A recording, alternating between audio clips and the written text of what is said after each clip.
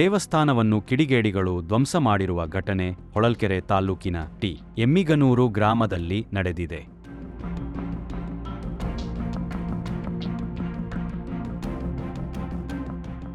ಪುರಾತನ ಕಾಲದಿಂದಲೂ ಗುಡ್ಡದ ಮೇಲೆ ನೆಲೆಸಿರುವ ಶ್ರೀ ಆಂಜನೇಯ ಸ್ವಾಮಿ ದೇವಸ್ಥಾನವನ್ನು ಟಿ. ಎಮ್ಮಿಗನೂರು ಗ್ರಾಮದವರು ಹಾಗೂ ಸುತ್ತಮುತ್ತಲೂ ಗ್ರಾಮಸ್ಥರು ಪೂಜಿಸಿಕೊಂಡು ಬಂದಿದ್ದು, ವಿಶೇಷವಾಗಿ ಮಳೆ ಬೆಳೆಗಾಗಿ ಆಂಜನೇಯ ಸ್ವಾಮಿಯನ್ನು ಪೂಜೆ ನಡೆಸಿದಾಗ ಉತ್ತಮ ಮಳೆಯಾಗಿರುತ್ತದೆ.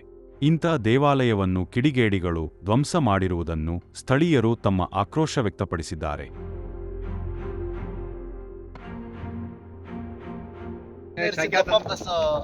ಮತ್ತು ಆಂಜನೇಯ ಪಾದಕ್ಷೇತ್ರ ಅಂತ ಇದು ಹೆಸರು. ಇದನ್ನು ಬಂದ್ಬಿಟ್ಟು ಇಲ್ಲೊಂದು ದೇವಸ್ಥಾನ ಐತೆ.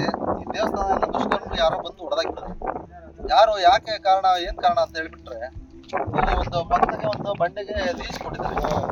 ಬಂಡೆ ಲೀಸ್ ಕೊಟ್ಟ ಸಮಯದಲ್ಲಿ ಅವ್ರ ಕಾನೂನುಬದ್ಧವಾಗಿ 500 ಮೀಟರ್ನೊಳಗೆ ಯಾವುದೇ ಜನವಸತಿ ಪ್ರದೇಶ, ಯಾವುದೇ ದೇವಸ್ಥಾನ, ಗುಡಿ ಗೋಪುರಗಳು ಇರಬಾರ್ದು ಅಂತ ಹೇಳಿ ಉದ್ದೇಶ ಐತೆ.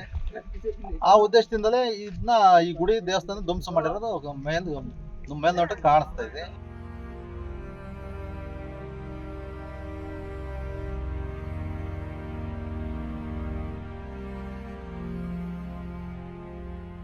ಕಲ್ಲು ಗಣಿಗಾರಿಕೆಯ ಗುತ್ತಿಗೆಯನ್ನು ಪಡೆದಿರುವ ವ್ಯಕ್ತಿಗಳಿಂದ ದೇವಾಲಯವನ್ನು ಧ್ವಂಸಗೊಳಿಸಿರಬಹುದೆಂದು ಕೆಲವರು ಸಂಶಯ ವ್ಯಕ್ತಪಡಿಸಿದ್ದು, ಈ ಕೂಡಲೇ ದೇವಸ್ಥಾನದ ಧ್ವಂಸ ಮಾಡಿರುವವರ ವಿರುದ್ಧ ಕಾನೂನು ಕ್ರಮ ಕೈಗೊಳ್ಳಬೇಕೆಂದು ಗ್ರಾಮಸ್ಥರು ತಹಶೀಲ್ದಾರ್ ಬಿಬಿ ಫಾತಿಮಾ ಅವರಿಗೆ ಮನವಿ ಸಲ್ಲಿಸಿದರು. ಒಂದು ಧ್ವಜದ ಕಂಬ ಐತೆ ಮೇಡಮ್, ಅದನ್ನು ಕೊಯ್ದು ಕೆಳ ಬಿಸಾಡಿದ್ದಾರೆ. 30 ಅಡಿ ಧ್ವಜದ ಕಂಬ ಐತೆ. ಕೊಯ್ದು ಕೆಳ ಬಿಸಾಡಿದ್ದಾರೆ.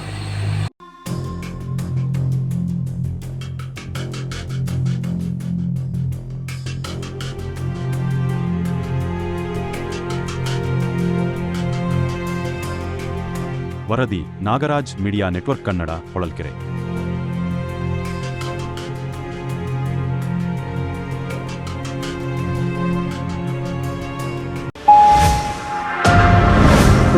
Media network